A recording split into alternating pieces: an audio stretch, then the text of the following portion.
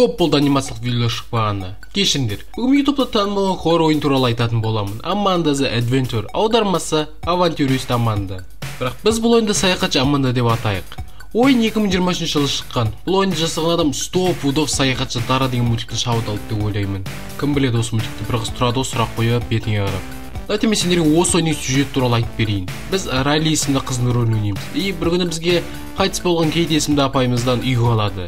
Біз сол үйді көруге барамыз, и сол үйдің чердағынан біз ескі телевизормен бірге көп кассеталар табамыз. Райлиға әрине қызық болады, бұл кассеталарда не бар екен.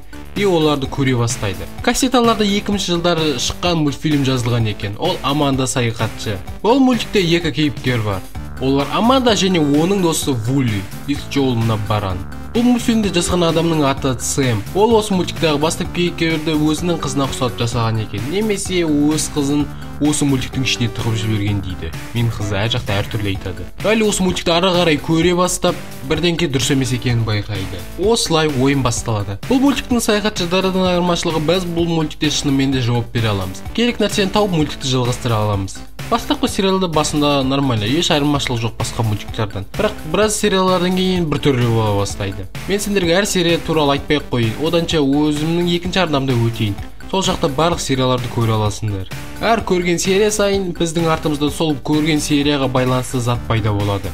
Егер керек нәрсені жасасақ, бізге келесі кассетаны береді. Немесе басқаша істесек, бізге құпия кассетаны береді. Құпия кассеталарда серия емес, шын видео. Егер біз Аманда сұраған затты таңдамасақ, немесе қате жауап берсек, Аманда керегі жоқ затты алып тастай салады.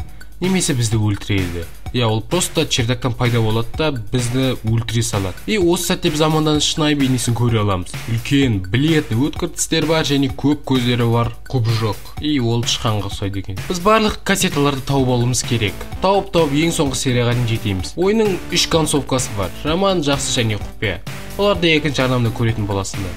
Ал бүгінге осы. Сендермен болған Олжас Тоқыбай. Каналға тіркеліп лайк басуды ұмытпаңдар и комментарийға жазып кетіңдер, қандай ойында келесі бөлімде түсірейін. Ал сау болыңдар.